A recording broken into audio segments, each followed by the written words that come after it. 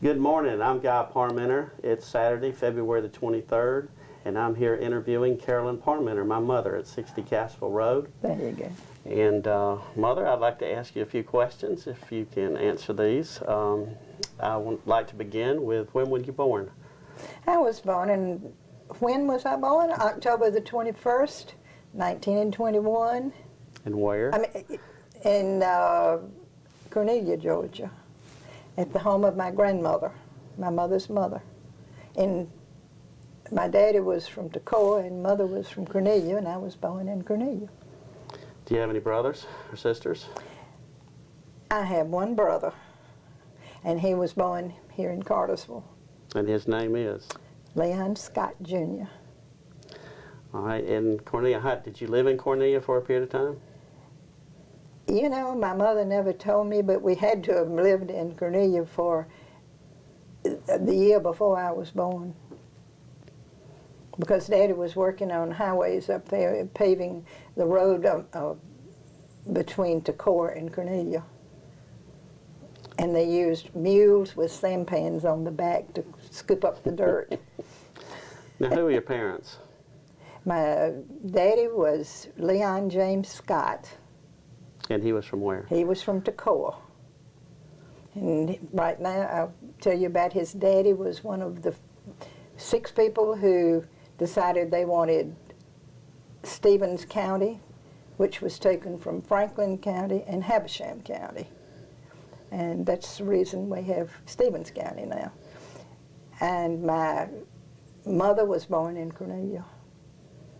And her parents were Oscar Vivian Rudisell and Orly Grant Rudisell.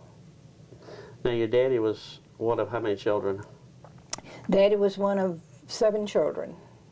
He was next to the youngest. So there were 4 girls and 3 boys. Right. And how about your mother? Mother was actually 8 children, but the oldest child died when Mother was born. And so she became the oldest child, living child, and she had 5 sisters and 1 brother. Big families. Yeah. And I only have 3 first cousins now. Isn't that strange? In the world. You mentioned your daddy worked for the highway department. What other jobs did he have? Where did it take him? Where did y'all live? We lived, after I was born, we moved, Mother and Daddy moved to Safety Harbor, Florida. He had a contract down there to make, to pave sidewalks in color, pastel colors. Mm-hmm. And when he finished that, then we started moving around. And we lived in about 9 or 10 different towns: Gray, Perry, Griffin, Barnesville,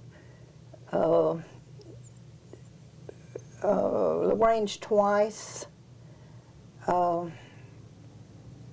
Thomaston, and finally came to Marietta and lived there. That was the last place we lived before we came to Cartersville. My poor mother must have had to move every 3 months. I don't know. Well, what various jobs? You mentioned he had various jobs with the state and at that time, I really am not real sure. I just know it was all over the state, and so he had to have been working for some contractor, but I don't know who it was at that time. Now, he came to Cartersville with the highway department. Mm-hmm. And from the highway department, he opened up a pipe plant, concrete pipe plant. Concrete pipe plant. Mm-hmm. Big concrete pipe for roads. Some of it was big, some was smaller, and until he retired. Mm-hmm. Now, you mentioned that during World War II, though, he served the government how? That was before he started in the pipe plant business. My daddy was born in 1899, and when he became 18, he would have been inducted into the Army, but that was in July that he was 18, and when he was not called up because the war was over in November. So then later, when World War II came along, he was 41 years old and was not called up because they didn't call people over 40. And Daddy went to Atlanta. Well, first he worked for Cobb Beers Construction Company and helped build Wheeler Camp in Macon for the Army. And later, when he finished that job, he went to Atlanta and went to the Corps of Engineers of some part of them and said he wanted a job because a civilian job because he was too old to be called into the Army. And they gave him a job in North Carolina at camp, what was the name of that camp? Southern Pines. Southern Pines. It was at Southern Pines, and he was in charge of the camp and keeping it all in order and up to date. And then he was there until they sent him to Camp Cybert, which was in Gadsden. And in Gadsden, Mother and I went over to see him one day, and this man came up to the car, and he had a great big sack of apples that Daddy had sent up there. And very, very nice man, but he had on, I knew he was an inmate, you might say, or a soldier. Prisoner of war. A prisoner of war, yeah. And when Daddy came up, I said, Daddy, that man spoke broken English. And I said, what was going on? And he said, oh, said, he's German. Said, we have a lot of German soldiers here that came over from Europe, and said they are so happy to be off the war, out of the war and all. They'll do anything in the world I ask them to do. So that was something that a lot of people don't know, that we had German prisoners of war here in the United States. But now what? Didn't he later on, did he work for the prison system supply? One time I was thinking he did. Nothing I know. How about your mother? What did she do? Was she My employed? mother stayed or home. I was working at Bell Aircraft and had her car. and Daddy of course, had his car. And Mother couldn't go anywhere very much. She did work with the Red Cross and a few things. So you don't ever remember her having any specific job other than My mother homemaker? never had a job that paid. Let's put it that way. Were either your mother or daddy, were their education just high school, or did they go to college? Mother married at 19. Okay. No, just through high. Oh yes, she did. She graduated from high school, and then she went up to a small town north of Cornelia and to teach one of the first or second grade. And while she was there, she'd been there about 3 or 4 months, and the school building burned down. She took the students outside and put them on the side of a hill and had them seated, and she said, I just kept on trying to teach them while I was sitting there watching the fire burn. But she never did work any other time. All right. How about your own education? Where did you start elementary school and so forth? All here in Cartersville? Or? Right here in Cartersville. I started in kindergarten on South Avenue at Luther Pettit's house. And we came in 1930, in January of 1930, and I started kindergarten. And then in October the 20th, 1930, the school, well, it was a Market Street school then, was finished. And we didn't go to school until it was finished, and I was going to be 6 the next day, and I should have been going to school if I'd been 6 on the 20th, but the superintendent said, oh, that's close enough, said let her go. So I went all the way through school in Cartersville. And high school, The old high school building. Old high The school old- building, just loved the old it. Sam We all Jones loved that College. old high school building. It had windows floor to ceiling. I don't ever remember being cold in that building or being too hot.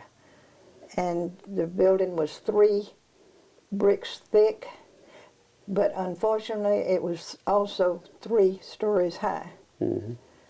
And it's taken me several years, quite a number of years, to realize that the reason it was torn down practically overnight was because they couldn't use it. It would have been too expensive to put elevators in that school.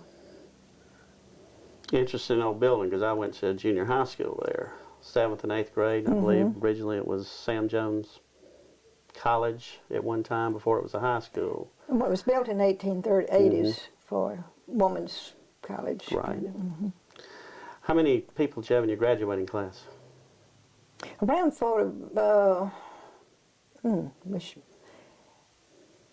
I always said 41, and we graduated in 41, and we had around 41 students graduating, but I don't think there were quite that many. Some of the activities you did in school, what did y'all, I hate to say what did y'all do in those days, but you know Had fun. how kids now say, well, we have to go out of town for the prom, can't go to the gym anymore and do things like that. What did you do? What did we do? Well, of course, we jumped rope when we were little, and in 1st and 2nd grade we jumped rope, and then later on we put on programs for the PTA. We would have little skits, or I remember taking singing lessons and singing a song on the stage for the PTA, and then later there was another building that was built next to the high school, and it's now Montessori kindergarten. Preschool, Whatever they call it, but it was built for the home economics classes in high school, and you had to take that 2 years to get credit for any of it. And it was, if you look at the building, it's still there, and it looks like a house rather than like a kindergarten. And it was built with either, Public Works money. And it was finished when I was a freshman in high school. And then I took home economics my sophomore and junior year. And we would have to go down and into the old grammar school building. It had a stage, and have to show off the dresses we made, and it's quite a treat. How about high school dances? Where'd you have them? Oh, they were in the old gymnasium. Now I stood on the bank up here above the house, and watched the building burn down one afternoon, and we loved that. I graduated from that building. It had a stage. It was also the basketball, where the basketball courts were held. It had, we had Mac Thomas, who had an orchestra and just played wonderful music. And the PTA took over the dances, and they sent out cards to all the surrounding towns to the young men, and said, come, and it was script dances. And we never had a great big pot-bellied stove in the corner of that big old building that was wooden and cold as it could be when it was sleeting, but we didn't think anything about it. We were dancing and having fun. And the boys all the stags would stand in the middle, and we danced around them. And there would be 4 no breaks and 4 other dances that you signed a card for, and nobody could break on you during those dances. We always had the best time, and I always had a good time, because the date that would take me would be sure that I met most of the boys that were on the floor, because they liked for their date to be the most popular one on the floor. And I won't say I was the most popular, but I had a good time. Senior prom at the gym? Mm-hmm. Oh yes. Who was your date? I don't know. I remember who my first date was when I was a sophomore. It was Jimmy Shaw. Jimmy Shaw. Mm-hmm. I don't remember who the later was. Now, when you were growing up, did you have the I always theater, had a date for it, though, huh? outside activities in town? Did you have a theater, skating rink, or anything? What did? No, we didn't have much that we could do, really. The dances were the big things, and we had quite a few. We had one, you know, like New Year's and graduation, spring dance, maybe September, and just they were a lot of fun. You got a new dress, a long dress for each one of those, so that made it fun too. And when you graduated, you went. That was where we graduated, in that old gymnasium. And I remember when we came out of the door, we all gave a whoop, and my mother later just almost had a fit. She said, "You didn't have to yell like that." We were so glad to be out of there. Now, you did 11 years in those days? 11 years. 11 years. 11 years. And then did you go to college? Went to college for 2 years at GSCW in Milledgeville. All right. And after... Hated every minute of it. World War II started when I was down there the first year on the campus. And I had a date. We were out on the, sitting on the campus, and I went in for a sweater and found out that World War II had started. And after that, it got bad because I think every boy that went in the service from South Georgia came through Milledgeville to catch the bus to go to Atlanta and enroll with the service. And they played Don't Get Under the Apple Tree with Anybody Else But Me and the Beer Barrel Polka all night long. And it was right outside my dormitory window. We didn't get much sleep in those days.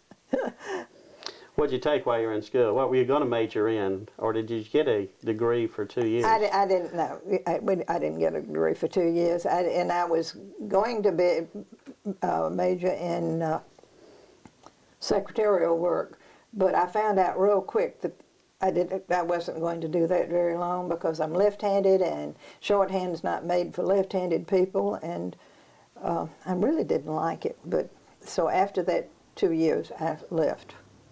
Now, your typing experience took you into a new career, didn't it? Yeah. Well, that summer, after those 2 years, I went to Bell Aircraft and got a job as a clerk. And what did you do at Bell Aircraft?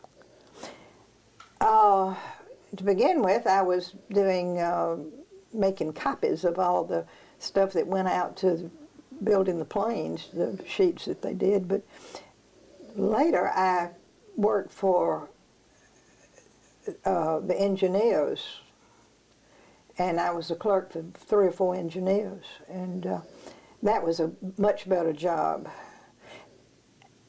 And if you want to know, we had a 35-mile speed limit to get to Marietta in those days, and it took forever.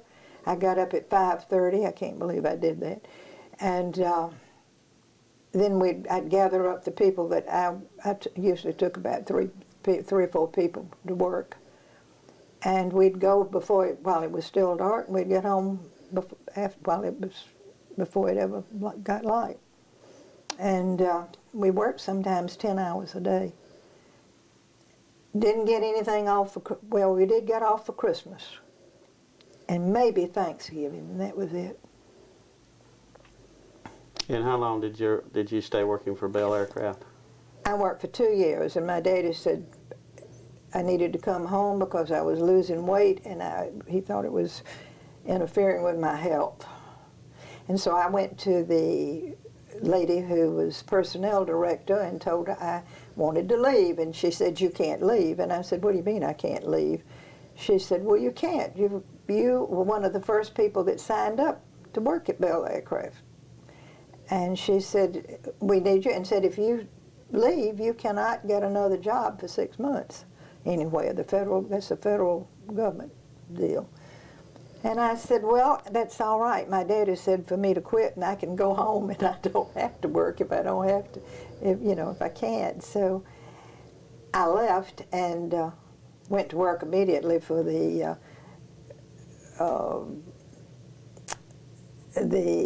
ladies that were Mary Vaughn and another lady that were working for the county. And then after that was over, then I went back to school. So. All right. Then somewhere along the way you got married. Well, wait a minute. I had a year. All right, let's get.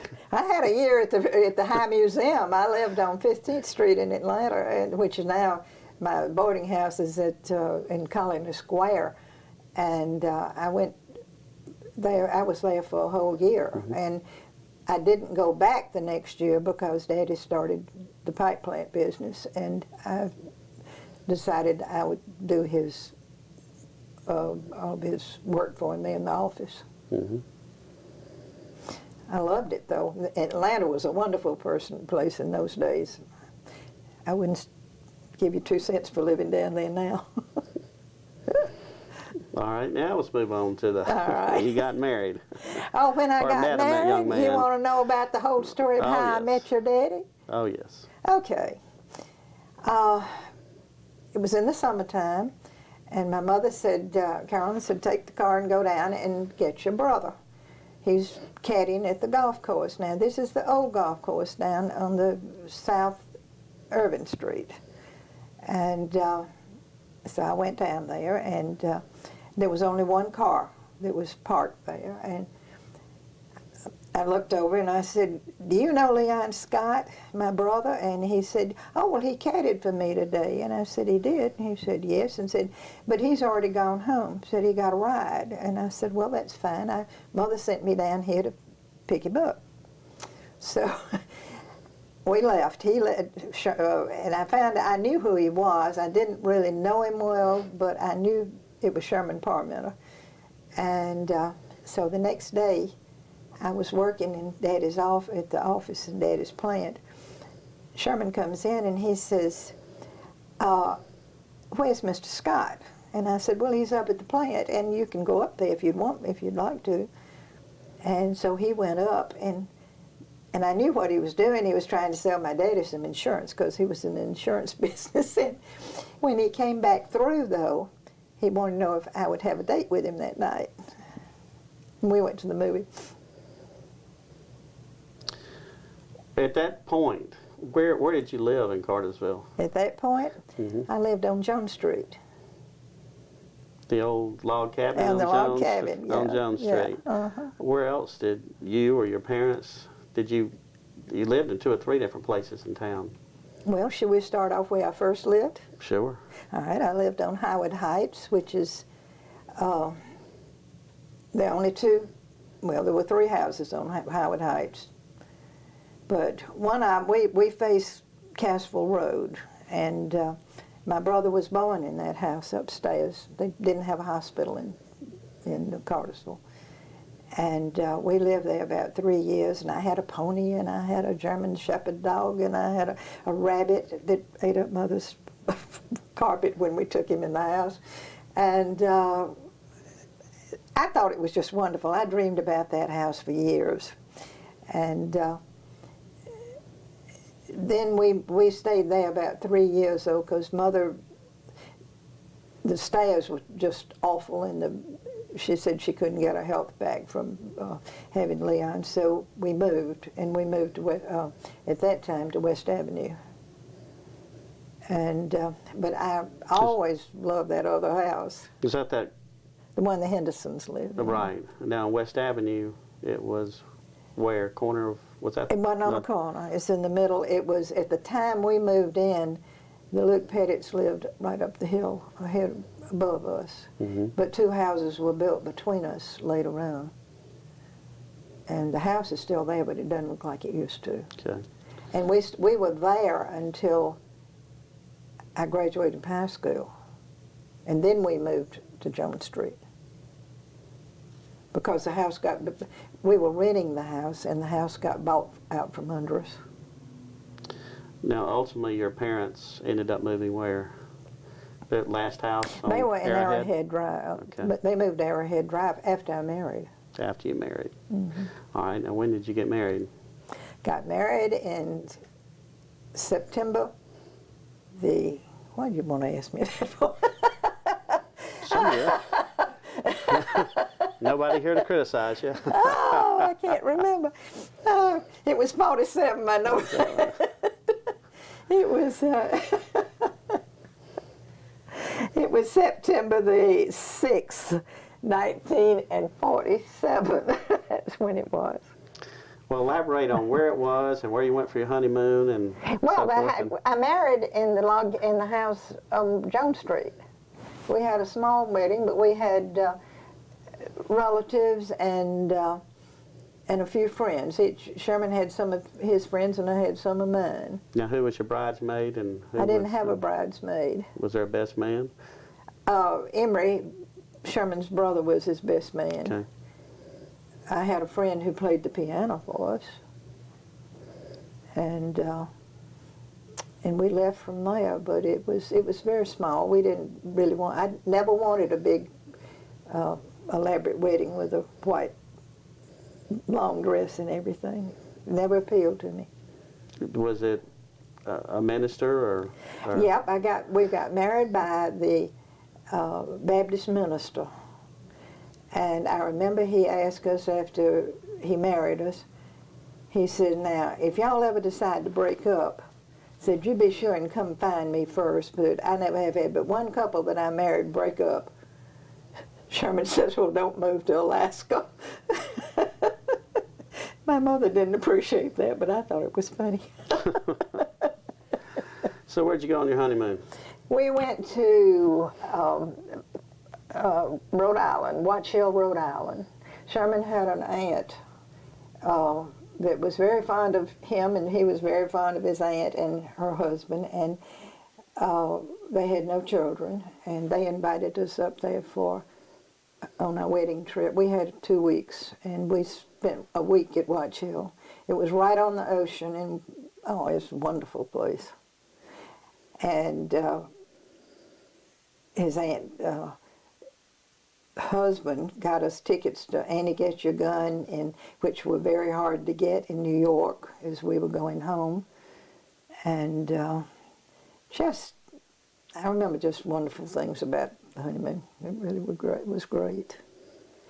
Went to my first horse race, and by golly, it was in Providence, Rhode Island, and they had air conditioning in 47, and we didn't even have it down here. And but I remember being very cool up there and listening to people who had been betting. One lady sitting at the table next to us said, well, I lost $7,500 on that deal. Let's see what I'm going to bet on the next one. And I thought, oh my gosh, we're in the wrong place. Well, tell me a little bit about my father, Sherman, and where he came to Cartersville when, and who were his parents, and his brother, and so forth. All right. They came from Cedartown over here. Now, Sherman was born in Waltham, Massachusetts, and his mother and father were from Massachusetts, and his father you were named for his father, Guy, and his mother was Annie, and I didn't realize all this was coming up now. I'm stumped for names. Annie Rankin, wasn't it? Annie Rankin, that's right, exactly. And she was from Massachusetts, and they had a summer home in Kennebunkport, and Annie's father had a summer home in Kennebunkport, and they went to Kennebunkport every summer for a month. And then your daddy was, I've forgotten exactly where he was born, someplace in Massachusetts, I don't think. I said Waltham, I'm not sure that's right. But they came down when Guy Parmenter, your grandfather, came down with Goodyear. And he went first to Cedartown and stayed there until he had the building all built and set up. And then they moved him to Cartersville. to make Goodyear a plant from the American Textile Company, which is ATCO. And he worked in that position until he retired in the 50s, early 50s. 56, 56, yeah. 1929 to 56 here. And then he died in 59 on Easter. Mm-hmm. In Roselawn, he was married to, at that time, his wife, first Annie had died, and during right at the end of World War II, and he married Mary Bell, she was then, Mary Parmenter later, and he had had all of his family out to the country club, and all of Mary's family out to the country club, and it was a day about like today, kind of misty, and we left, and before we left, though, he said, "Sherman, I know you're not going to play golf today," and Sherman says, "Yes, I am if it stops raining." So he stayed at the golf course, and Guy, his daddy and Mary went on back to Roselawn, because she owned Roselawn at the time. But he would not move into Roselawn. They lived out on the hill at Goodyear. And about 3:30 or 4:45, Sherman called and said, Carolyn said, "Daddy dropped dead in the room at Roselawn," and said, "I need you." Said, "See if your mother will keep our sons, and you come over here." And that was on an Easter Sunday. And what else do you want to know? Well, Sherman went to school in high school in Cedartown, didn't he? He graduated from Cedartown High School, yeah. He was there. I went to his 50th anniversary reunion with him when Daddy was, well, after Mother had died, I guess it was, when Mother, about that time. And he said if one more girl came up to him and slapped her hand across his nameplate and said, "I bet you don't know who I am," he said, "I'm going to tell him, hell no, and I don't care." Then he went to where? Georgia Tech? He graduated from Georgia Tech, yeah. In School of Commerce, which later became the school. Well, it's an offshoot of it. Was the night school, and now Atlanta. What is it? I don't know. Georgia State. Georgia State, yeah, I think. The business school. Mm-hmm. All right, and after he graduated, he went into what? Wasn't he a tire salesman at one time? He worked for Goodyear when he graduated from high school. He went to Akron and trained up there to take over some tire companies, Goodyear tire companies, not companies, businesses, and learned to, that end of it for 8 years in New England. And he got tired of the ice and snow in New England, and he told Goodyear he would very much appreciate it if they would send him south again. And they did. They sent him to LaGrange. And he was there about a year. And his daddy called and said, Sherman said, "Why don't you come back to Cartersville?" Said Homer McGowan, they called Red McGowan, had a small insurance agency, and he wanted to sell it. And Sherman said, why don't you get in the insurance business, buy his insurance agency, and make that your living? Sherman said, "Fine, I'll try it." So he came to Cartersville. Now, I didn't know him during this time, and he bought Red's insurance business, and he had it for, I've forgotten exactly what the dates were, but he was there, had it for a year, 2 or 3 years, and then the war came along, and he was called up in February of '42, and Gaz White, who owned the Ford agency, said, Sherman said, I'm not going to be able to sell any cars during the war because they're not going to make any, and said, you have your insurance agency and you'd like to have it to come back to without starting all over again. Said, why don't you let me take over the insurance agency and I will try to keep it for you and maybe make you some more customers, and I will take the commissions and during that time. And Sherman said, fine. So he had his agency. When he got back in 45, he had his agency back, and he started from there. And then it took him about, let's see, I met him not too long after that, and he said, when I make enough money, I'm going to ask you to marry me. But something, let's see, what, I don't know. Well, obviously did. So you got married. Where did you live first in Cartersville? We lived on the corner of Leek and South Urban. Behind that, now there is a two-story business there on the corner, but Mrs. Milam had a house there on the corner, and while we were on our wedding trip, she had a garage that she made into a garage apartment. In those days, there was nowhere to live. I mean, any vacant house was really scarce. And we came back and lived. It was 2 stories. The bedroom was upstairs and bath was upstairs, and it was that part was larger than any of the downstairs. The downstairs was about 8 or 9 feet wide, and maybe from that, maybe 12 feet, 15 feet long, and a little bitty kitchen, and there were stairs that went up.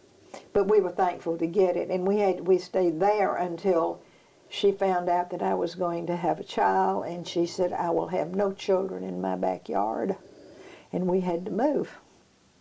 So this is Scott I'm talking about, my oldest son. So while,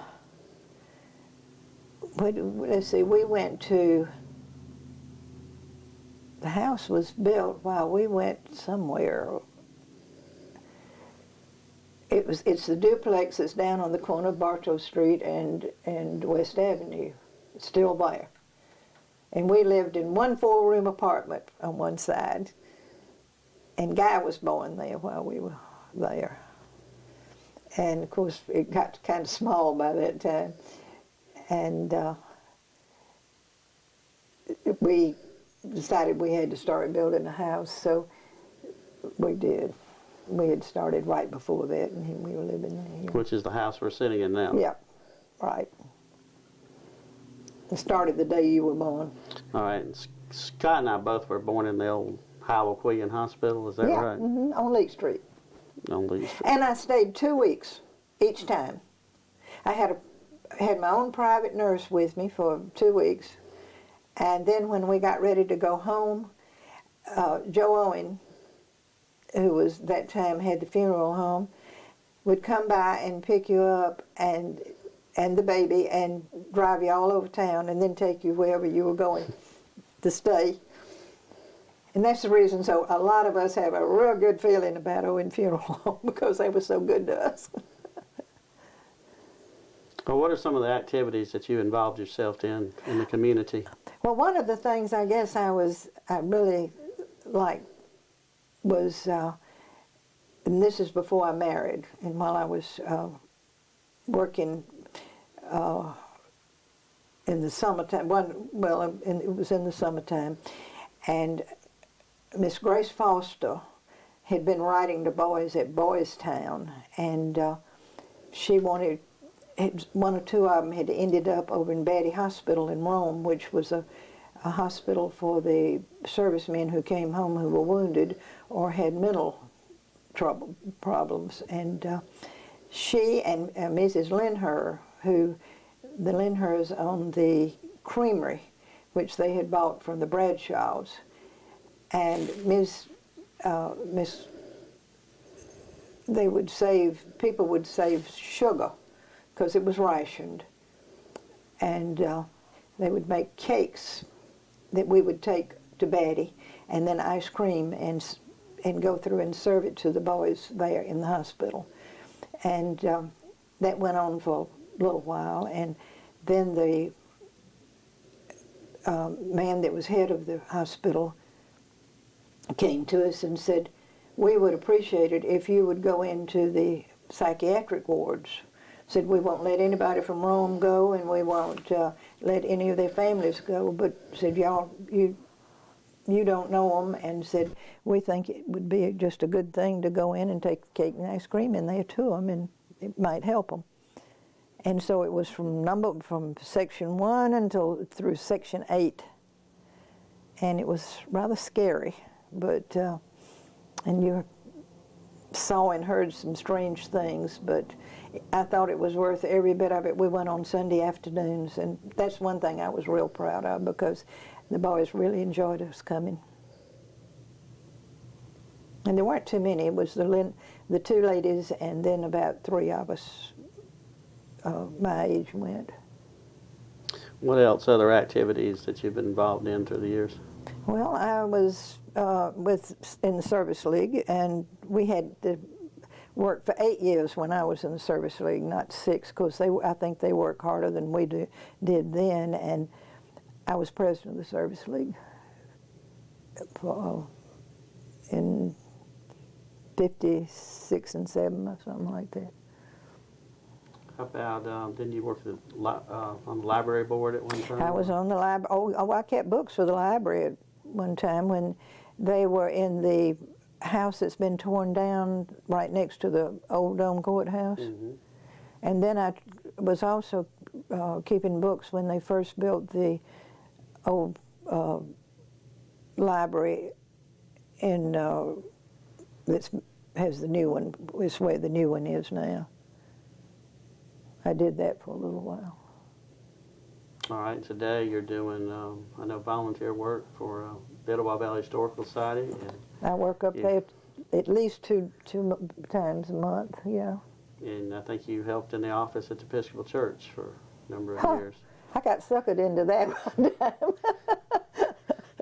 And the girl who was the secretary said, called me, and she said, "Okay." Carolyn said, "Would you mind putting the checks on the computer that come in?" And I said, "No, I wouldn't mind." And so she said, "Well, fine." And she called about 2 or 3 weeks later, and she said, "Would you mind putting the deposits on the computer?" And I said, "No, I don't. That'd be fine." And then she calls about a week later, and she said, "Can I come out and see you? I want to talk to you a little bit." She comes out and she says, I am resigning, and I wondered if you could take my place until they can find somebody else." That was a heck of a job, and it was a non-paid job as far as I was concerned, and it was a hard job because there was all of those things you have to make up for the diocese, that report at the end of the year, and I got caught at doing that. And I've done a lot of things at the church, like the Needlers, the Needlepoint Needlers, and I worked with Sarah Hebel with embroidery on the linens on the altar for the altar girl. I was on the vestry. I was on a finance committee at one time. I headed up a thing that we had a craft show. And the funny thing about that craft show, we had worked our hearts out getting everything together and had some beautiful things. There was tree skirts that were really pretty and all kinds of things. And darn if they didn't turn it over to a member of our church who's never done a craft in her life and did not put a good enough value on them. And it was sad. I mean, the tree skirts went for $5, and they should have been at least 15 or 20. It just broke your heart. Now, your mother went to First Baptist Church, and your daddy was Sam Jones Methodist, wasn't he? My daddy was Methodist the whole time he was in Cartersville, and Mother was a First Baptist the whole time she was in Cartersville. And I was a Baptist to begin with. I joined the Episcopal Church because I knew Sherman was not going to be immersed. So and it would be easy if I just went with him. Now, his daddy was Episcopalian. And he was an Episcopalian. Now, Mary was Episcopalian, too, was she? Yeah. She gave the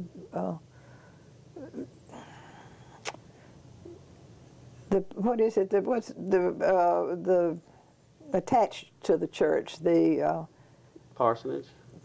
not the parsonage. Sunday school? No. Where do we eat there?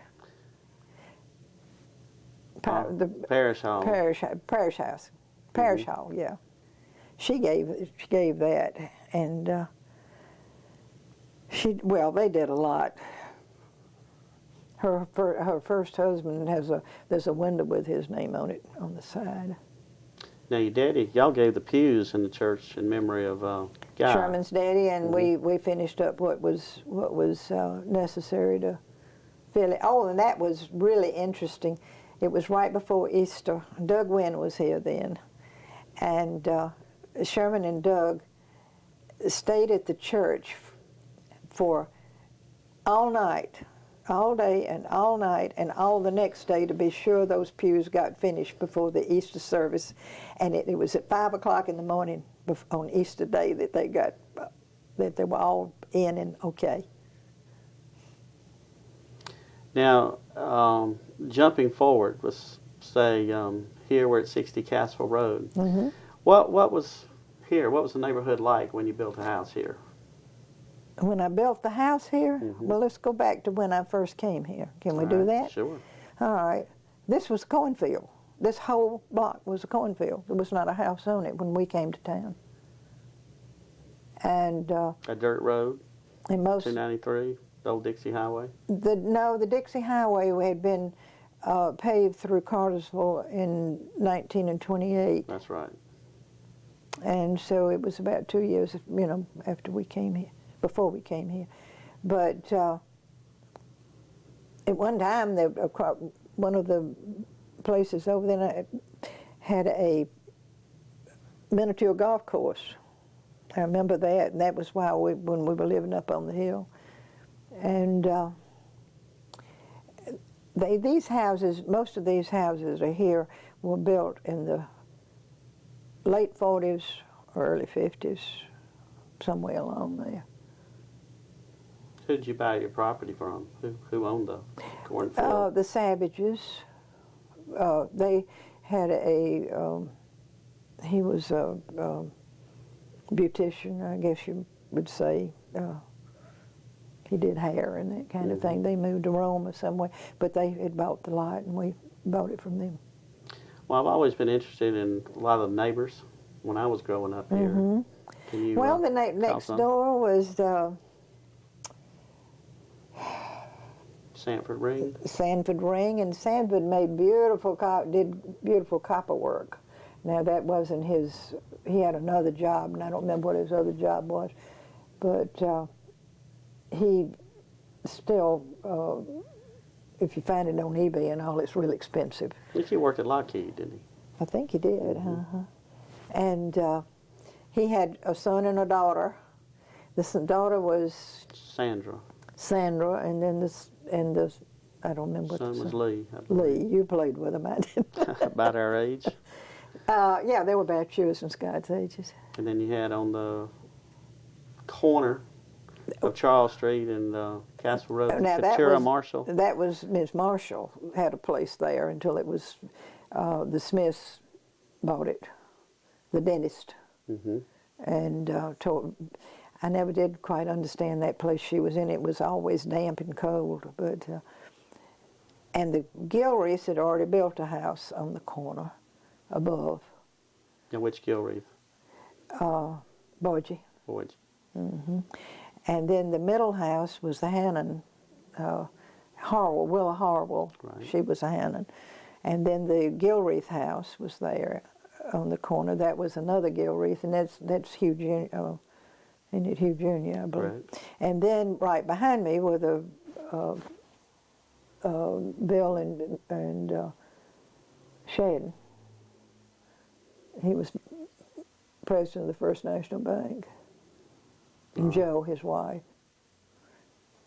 And then moving up the street, going toward town, you had the Quillians. The Quillians. And before that, though, when I moved to town, Miss Mary Lou and Robert Mumford owned that house. And they had a daughter. Well, they had sons that were, one of them was by his first wife. The sons were by the first wife.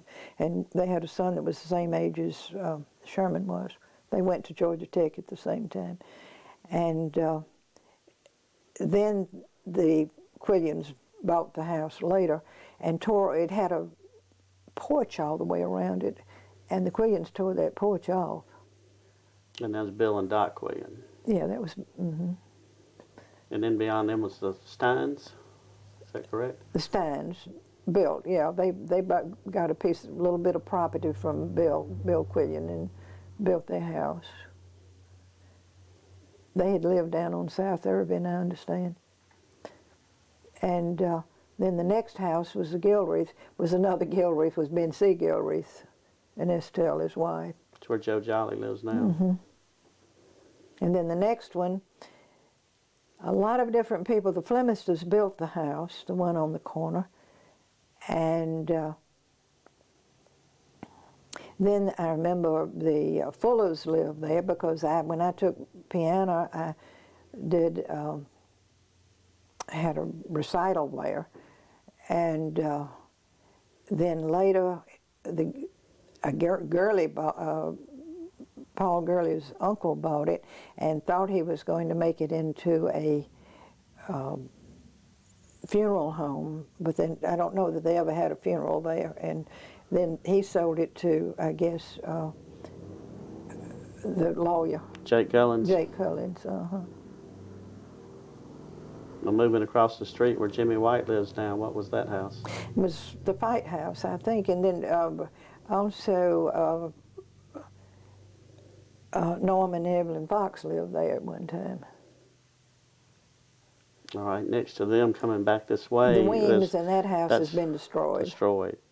The next house was, two sisters owned the two houses that had the driveway that belonged to both of them, common driveway. And one of them was the Winterbottoms, and the other one was the, oh dear, who was that? Forgotten what the name is now, but they had no children. A number of people have lived in there since then. And then the next one was the Milam house, and that's the one that Harry and Bandy White. Bandy and Now that one supposedly, possibly was built prior to the Civil War. I don't believe. I don't know. I'm not going to say it was. Okay. The only one I know, because actually the oldest house in this neighborhood is the one up here that Boyd Pettit lives in, and it was 1870. So then after Bandy's, then the Knights lived there at one time, and but they didn't build it. Somebody else built it in 1918, and I don't remember the name. All right. And then then Dr. Howell. You're talking about, okay, the one, the Leach, what I call the Leachman house when I was growing up. Yeah. The white brick. Yeah, that's where Fred and I lived. Okay. When I came to town. Yeah. And then the Howell, Sam Howell. Then Dr. Sam Howell, and then the next one, when we came to town, I'm not real sure.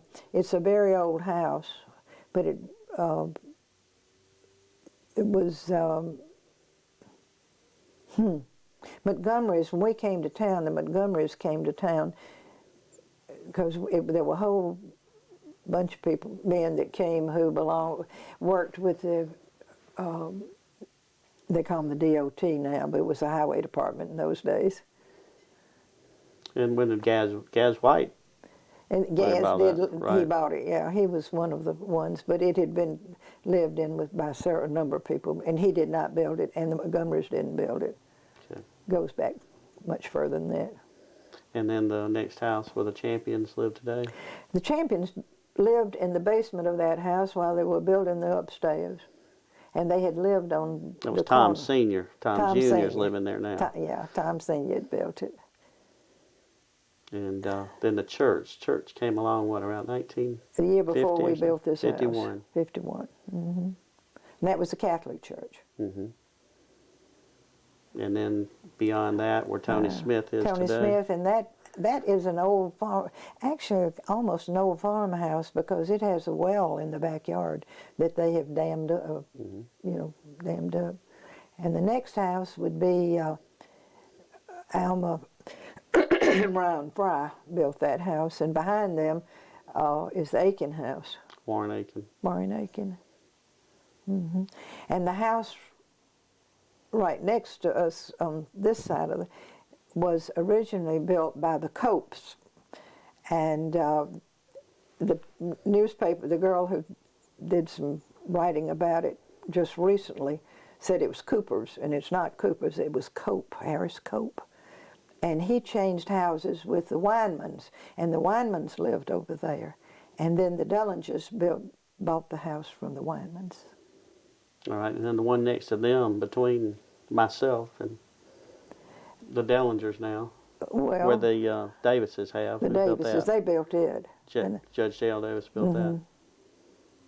Okay, and then the next one out where I live is... The next one, Bob Barrett built the one right beyond you. Beyond me. And Pete Gray built the one that I'm in. Yeah. Now, you told an interesting story. The house behind the Dellingers, where Dr. Howell lives today, Harvey and Lonnie live. Brian,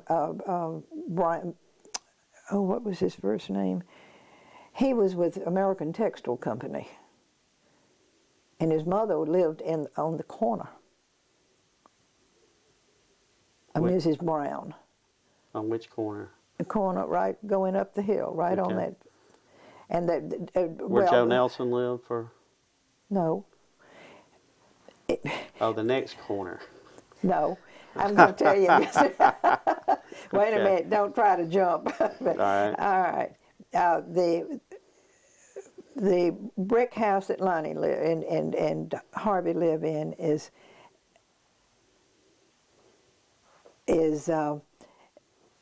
Dr. Hyde, is now lived in by, was the house of Brown.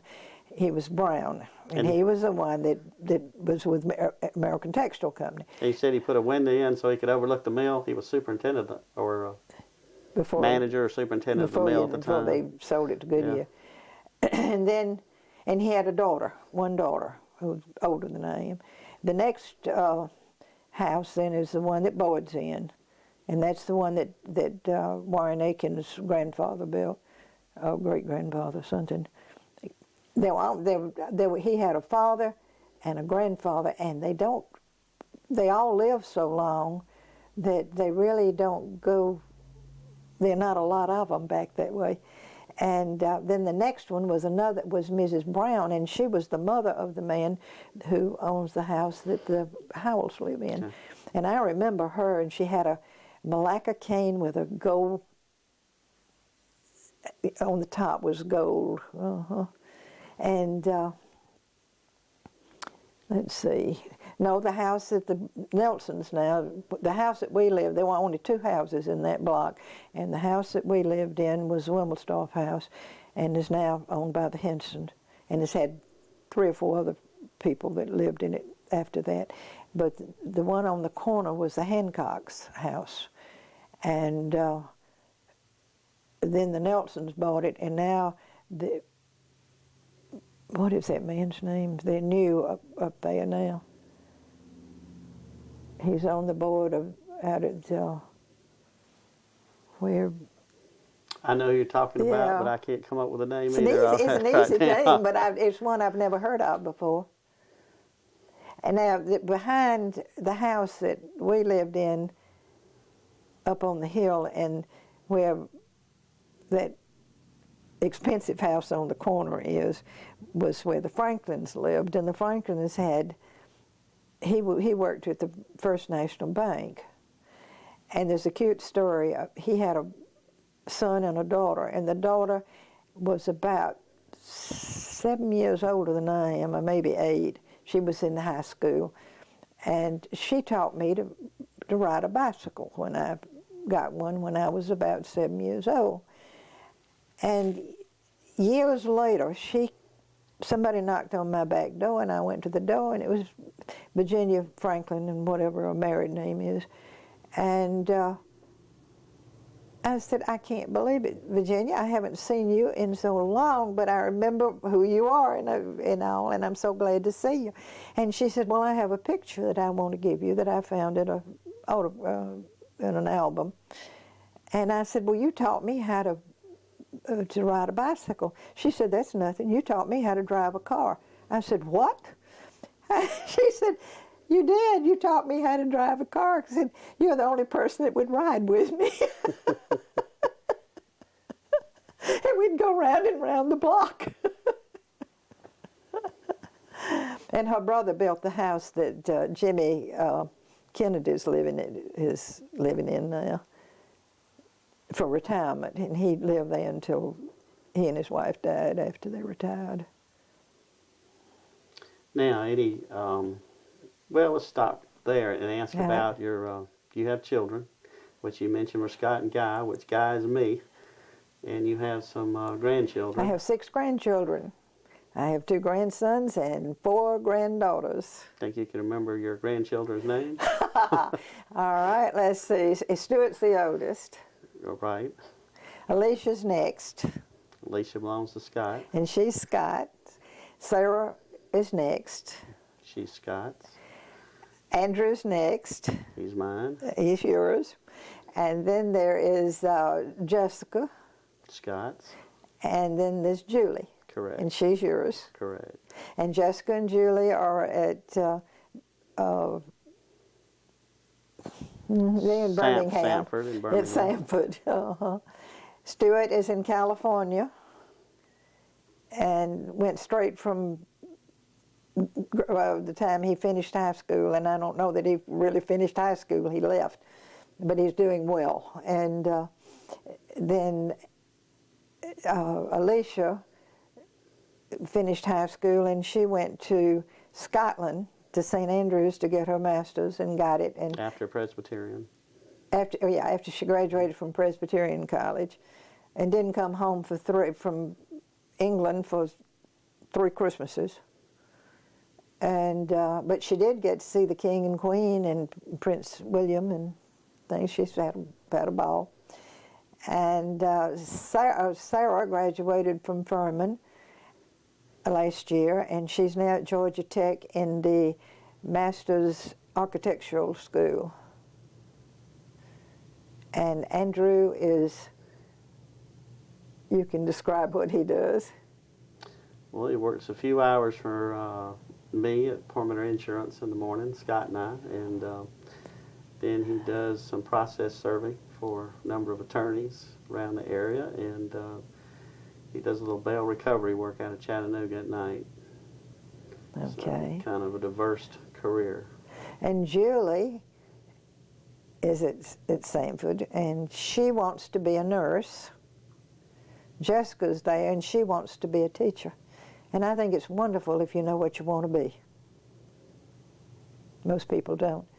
Sarah knew she wanted to be an architect, but she got talked into not doing it until becoming one until she knew she wanted to, because they say it's such hard work.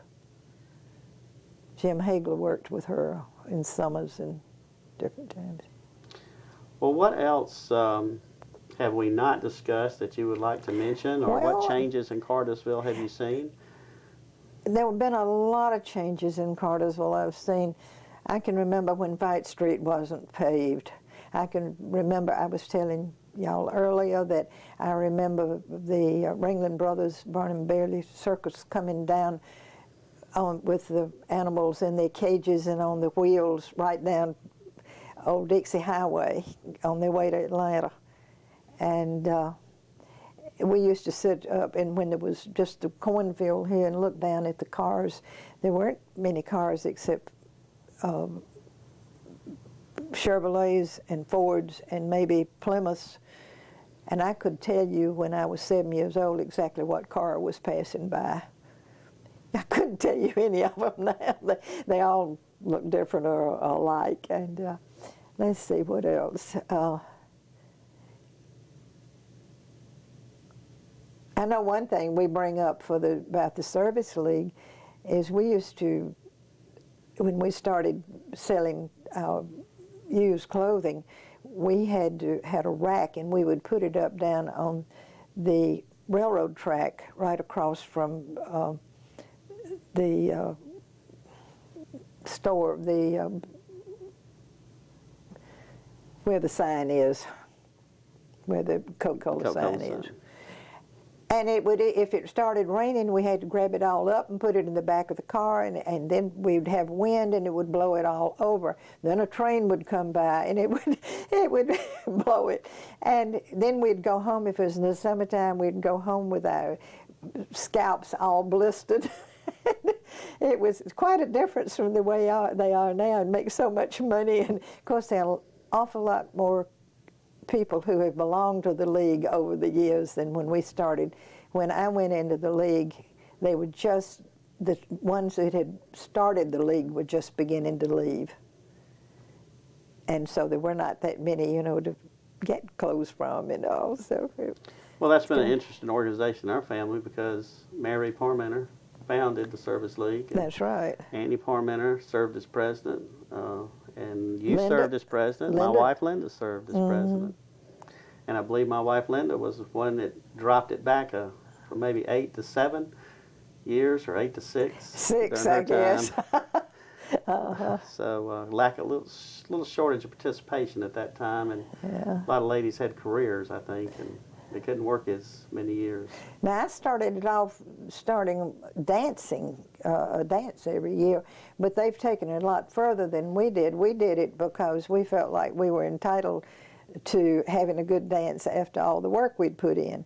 Now they go and they really work, and they do a lot more, and they make a heck of a lot more money than we made. But we used to have to go downtown and go to the stores and ask for money, like for the Red Cross or the different, there were only about 3 different things we asked for. And there were 1 or 2 places you went in downtown, and the people the owners looked at you like, oh, what are you going to do with that money when you get it? Are you going to spend it? Talking about personally. And I would get so mad, I would just couldn't stand it, because they felt it made you feel like you were a thief. But there were two men in this town, and if there's several people that remember all of that, because it happened to them too. It was a sight. And when we first came to town, I argued for years and years later now. Everybody kept talking about a fountain across from the Braben Hotel, and that piece between that and the railroad. I don't even remember the fountain, but I do remember a grandstand, and that was there. And I finally kept needling the History Center. If they came across a picture of it, I wanted a copy of it. Do you know they finally found one? And I don't think anybody believed me at that time. Oh, and I'll tell you, when one of the ways going back to when I first got here, and the Grand Theater was there, and it was new, kind of fairly new at the time. But on Saturdays, our mothers would all send us to the theater, as we called it, the picture show, because it would last for about 3.5 or 4 hours. You'd have a continued story, you would have the newsreel, you would have the coming events, you would have then a Western movie, and you would have cartoons. And that's the way we got babysat on Saturday afternoons, which was a lot of fun. And I do not remember ever having any food in that theater until after I graduated from high school anyway. I don't remember having any drinks or any food. And a Saturday afternoon, we could stay all afternoon for 10 cents. It was fun. Well, anything else you can remember, or you want to comment on? The minute we stop, I'll remember lots of things that I can. Let's see. Oh, I told about Betty, didn't I? And I told high school. Oh, I do remember one thing that is amazing, that the Sam Jones tabernacle was not torn down until, I'm not sure, I think maybe after I graduated from high school, but it wasn't, it was for a long time. And it sat, School Street didn't go all the way through school to Main Street. And, but that's where we walked through to go home when we lived on West Avenue.